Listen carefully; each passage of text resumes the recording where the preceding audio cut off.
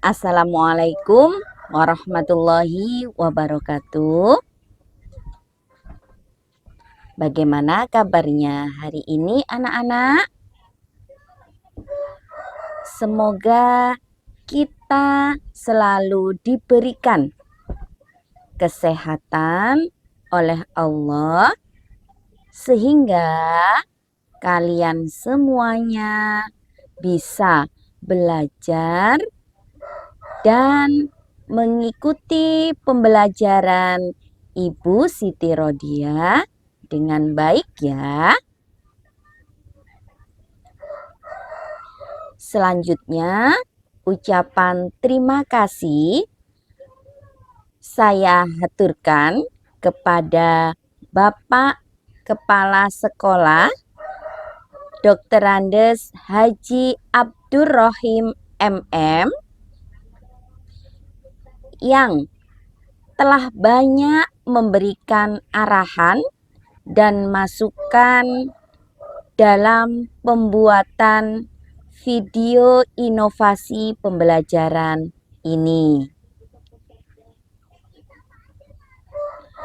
Baik anak-anak ibu yang ibu sayangi, pada pertemuan kali ini ibu akan membahas materi menulis puisi menggunakan model PJBL. Ya. Baiklah anak-anak, sebelum kita belajar menulis puisi, ya. Di sini ibu akan menampilkan video puisi yang berjudul Selamat Pagi Indonesia, ciptaan Sapardi Djoko Damono, agar anak-anak lebih semangat dan lebih termotivasi pada pembelajaran kali ini. Tolong disimak ya videonya. Selamat pagi Indonesia. Karya Sapardi Djoko Damono.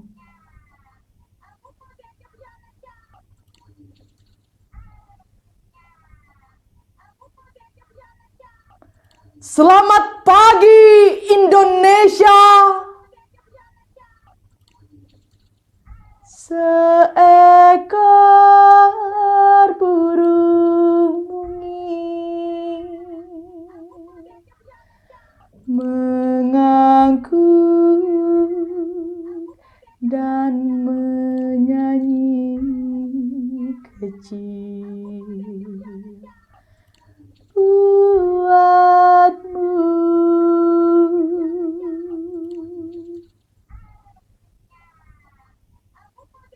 Aku pun sudah selesai. Tinggal mengenakan sepatu dan kemudian pergi untuk mewujudkan setiaku padamu dalam kerja yang sederhana.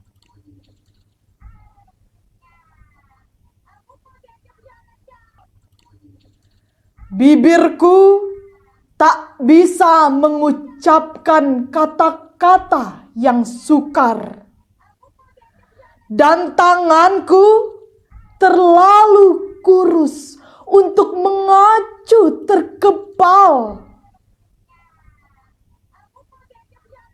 Selalu kujumpai kau di wajah anak-anak sekolah, di mata para perempuan yang sabar, di telapak tangan yang membatu para pekerja jalanan.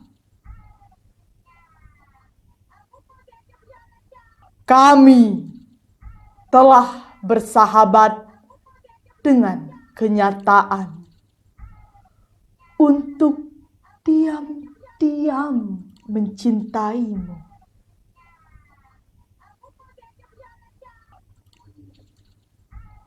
Pada suatu hari, tentu kukerjakan sesuatu agar tak sia-sia kau melahirkanku. Seekor ayam jantan menegak dan menjeritkan salam padamu. Kubayangkan sehelai bendera berkibar di sayapnya.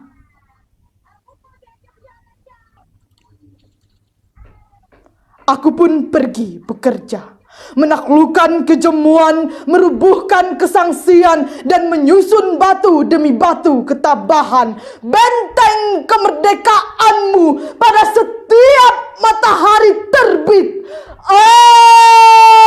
Anak zaman yang megah,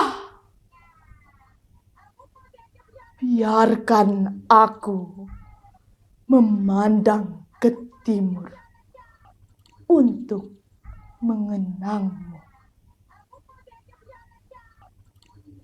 Wajah-wajah yang penuh anak-anak sekolah berkilat.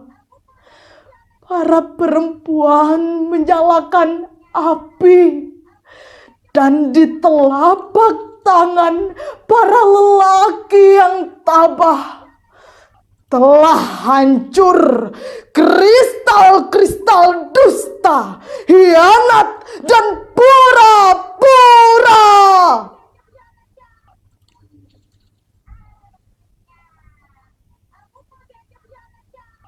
Selamat pagi, Indonesia. Seekor burung kecil memberi salam kepada si anak kecil. Terasa benar, aku tak lain milikmu.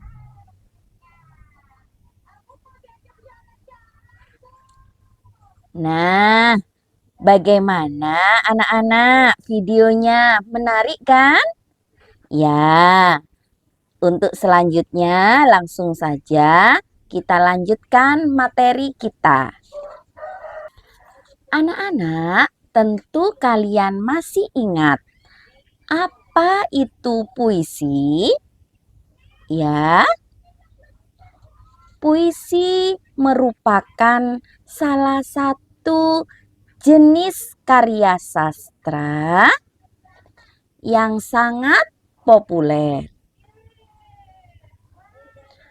Pada hakikatnya, puisi mengungkapkan pikiran dan perasaan penyair secara imajinatif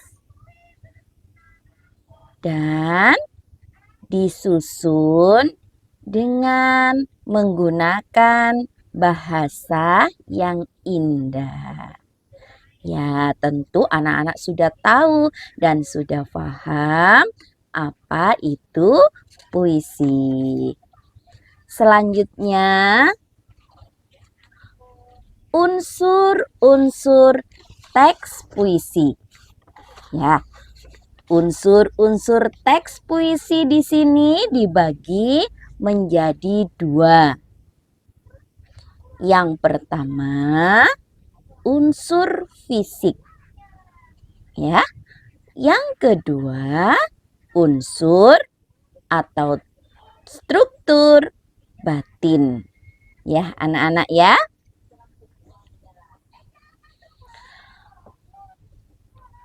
Struktur fisik puisi itu apa saja? Yang pertama, majas dan irama. Ya. Majas adalah bahasa kias yang digunakan untuk memberikan kesan tertentu dalam puisi bagi orang yang membaca dan menyimaknya. Agar dapat memberikan kesan-kesan, maka diperlukan gaya bahasa dan majas yang memiliki makna-makna berikut ini. Yang pertama, perbandingan. Yang kedua, pertentangan. Yang ketiga, pengulangan. Yang keempat, perumpamaan. Ya, itu. Majas ini ada banyak jenisnya anak-anak. Namun, dari sekian banyak jenis majas, ada beberapa majas yang sering muncul, yaitu yang pertama, majas personifikasi, ya. Yang kedua, majas hiperbola. Majas personifikasi yaitu majas yang merupakan benda mati seolah bisa hidup layaknya manusia. Misalnya, dalam kalimat hujan turun menyapa bumi. Dalam kalimat tersebut, hujan yang benda mati seolah-olah bisa hidup seperti manusia dengan melakukan sapaan. Ya.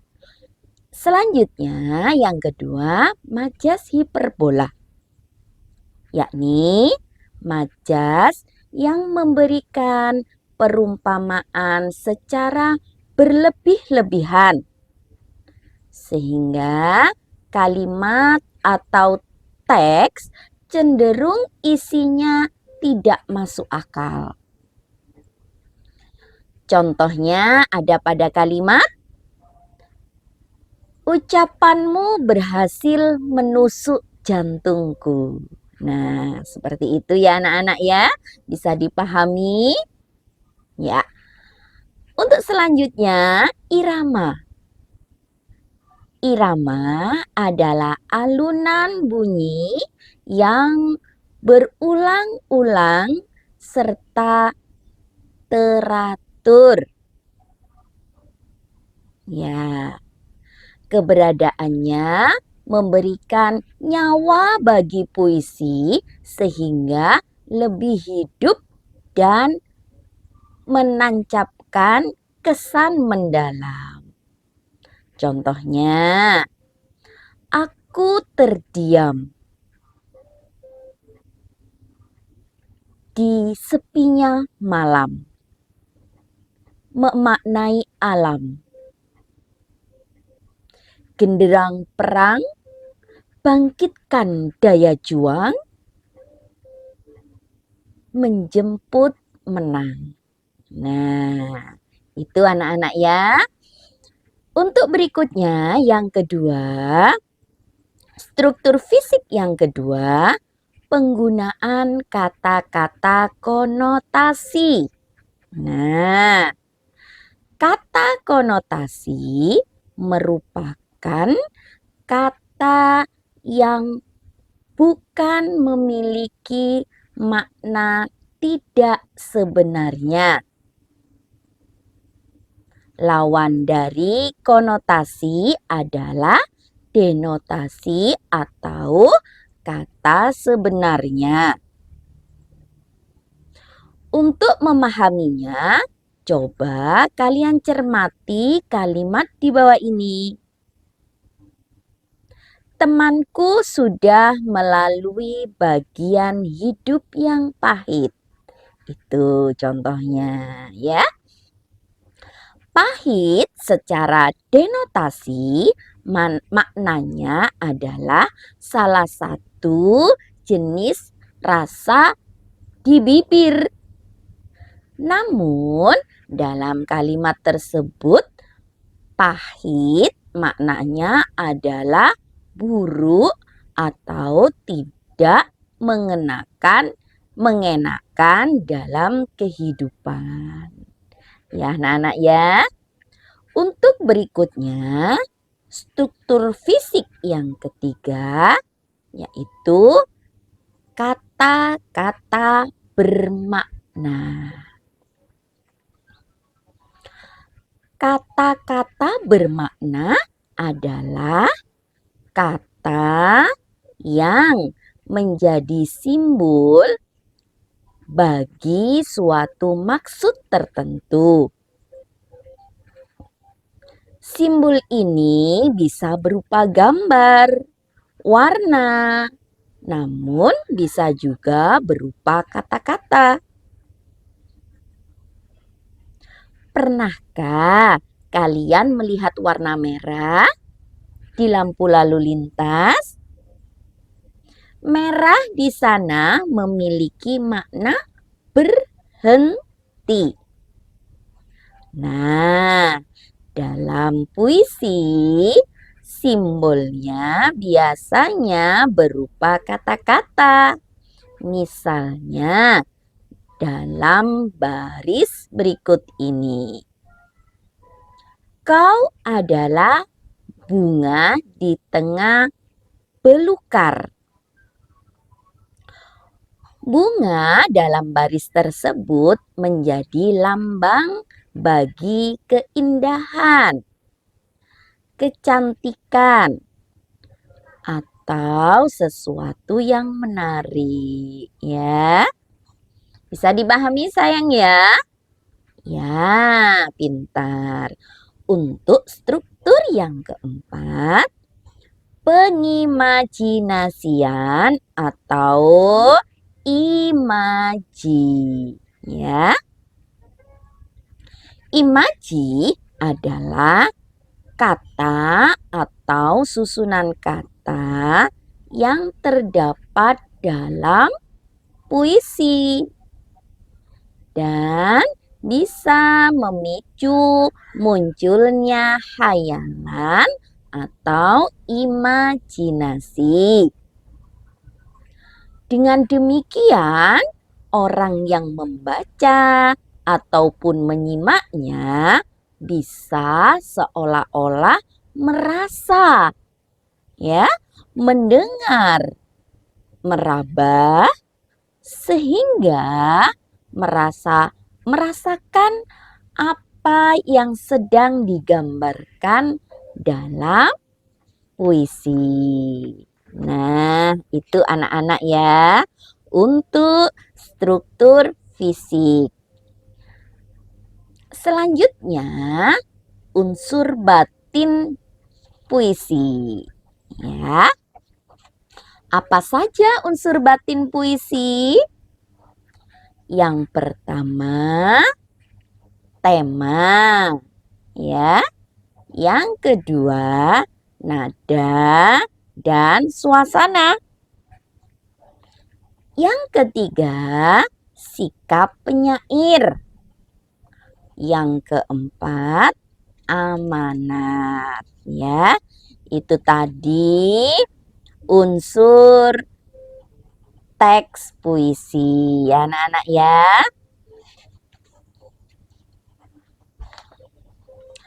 Untuk berikutnya di sini ada ciri-ciri kebahasaan teks puisi. Ini perlu kalian ketahui juga sebelum menulis ataupun menciptakan puisi. Anak-anak harus tahu ciri-ciri kebahasaan puisi, ya. Ciri-ciri kebahasaan puisi yang pertama, bahasa dalam puisi lebih padat, ya. Yang kedua,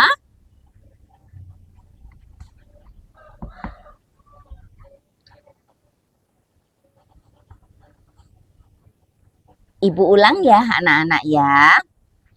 Ciri-ciri kebahasaan puisi.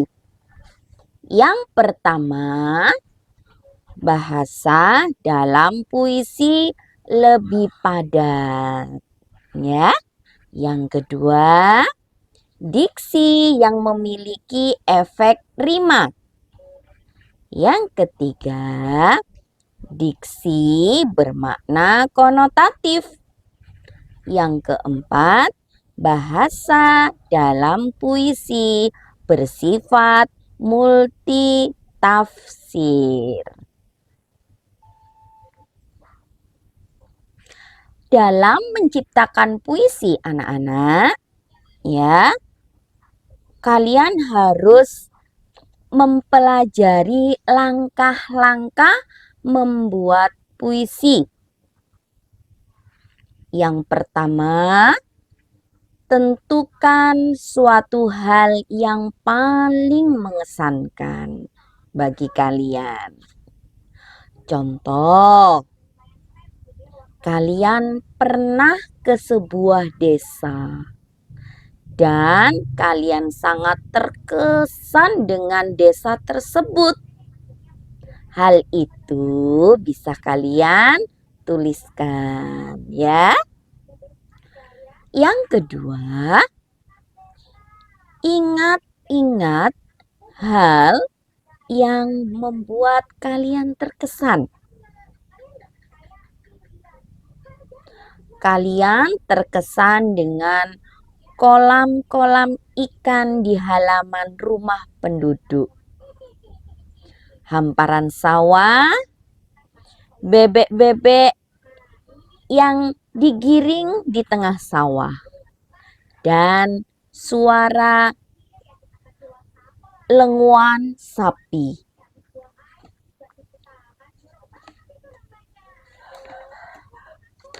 Untuk berikutnya, ingat perasaan kalian saat itu.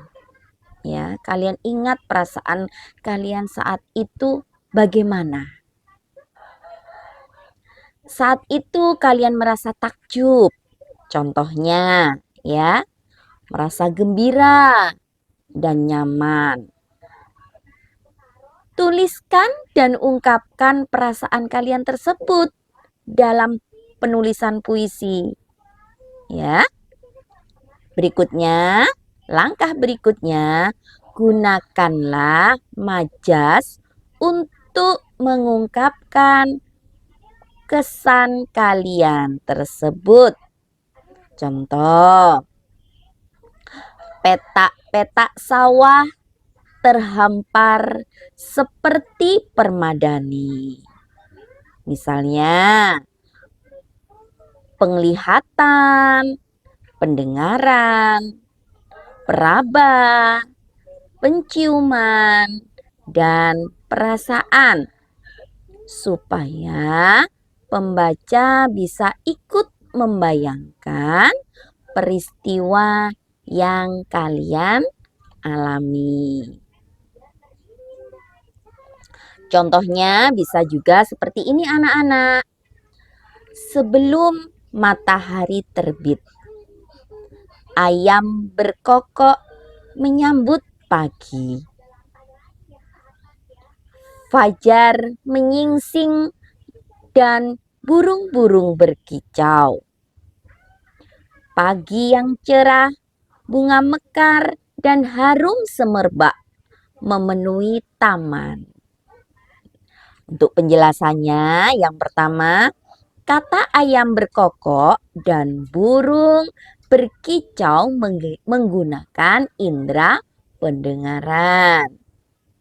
Yang kedua, kata fajar menyingsing dan pagi yang cerah menggunakan indera penglihatan. Yang berikutnya, yang ketiga, kata harum semerbak menggunakan indera penciuman. Bagaimana anak-anak? Sudah lebih paham untuk langkah-langkah dalam menulis puisi? Tentunya kalian sudah paham. Nah, setelah anak-anak ibu menuliskan puisi dan menciptakan puisi, jangan lupa kalian deklamasikan puisi di depan teman-teman kalian. Ya. Cara membaca puisi biasanya akan merenungkan terlebih dahulu puisi yang akan dibacakan. Setelah itu, mereka akan menentukan gestur dan intonasi yang paling cocok untuk digunakan. Gaya pembacaan puisi yang demikian disebut deklamasi. Ya, deklamasi adalah penyajian sajak disertai dengan lagu dan gaya. Deklamasi bukan hanya membacakan biasa. Untuk menciptakan nuansa keindahan dalam membaca puisi, diperlukan teknik, gaya, dan inovasi suara yang baik. Cara membacakan puisi dengan mendeklamasikan ini sering dijadikan ajang perlombaan yang dinamakan lomba mendeklamasikan puisi. Nah, anak-anak, sekarang siapa yang sudah Ibu akan bertanya, siapa yang sudah pernah mengikuti lomba baca puisi? Ya, tentunya di antara kalian ada yang pernah mengikuti lomba membaca atau mendeklamasikan puisi. Bagaimana kesan kalian anak-anak? Ya, tentu sangat menyenangkan. Nah, itu tadi adalah langkah-langkah dalam menulis puisi ya anak-anak ya, dan cara mendeklamasikannya. Berikutnya, anak-anak ada juga tips dalam membuat puisi agar kalian lebih mudah dalam menulis dan menciptakannya. Tolong diperhatikan ya, apa saja itu? Yang pertama, rasakan suasana hatimu. Bagaimana perasaan kalian? Senang atau sedih? Atau ada harapan? Ataukah malas? Ataukah juga jenuh? Nah, itu juga bisa sebagai bahan ya anak-anak dalam kalian menulis ataupun menciptakan sebuah puisi. Yang kedua, tentukan satu tema puisi atau satu objek. Ya. Untuk tips yang ketiga, sampaikan perasaan yang ada di imajinasi kalian dalam bentuk kata-kata yang indah. Ya. Untuk berikutnya, yang keempat, tips yang keempat, Gunakan gaya bahasa. Ya, seperti yang sudah dijelaskan Ibu di depan tadi. Untuk tips yang kelima, lakukan penyuntingan di akhir. Nah, anak-anak, itu tadi adalah dari awal sampai akhir tadi sudah Ibu jelaskan bagaimana cara menulis atau menciptakan puisi yang benar, yang baik ya. Nah, semoga apa yang sudah Ibu sampaikan dari awal sampai akhir dan juga tadi sudah Ibu berikan contoh video mendeklamasikan puisi. Semoga anak-anak dapat mengambil ilmu dari pembelajaran Ibu Siti Rodia pada hari ini. Ya anak-anak ya.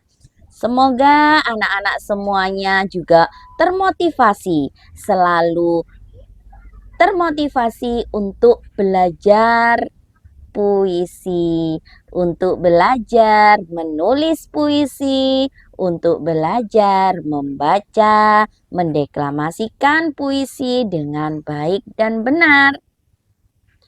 Nah, mungkin itu adalah pembelajaran kita pada hari ini. Semoga bermanfaat untuk kalian semuanya. Dan di sini Ibu Siti Rodia mengucapkan banyak terima kasih dan mohon maaf apabila ada kata-kata yang tidak berkenan. Akhirul kalam. Wassalamualaikum warahmatullahi wabarakatuh.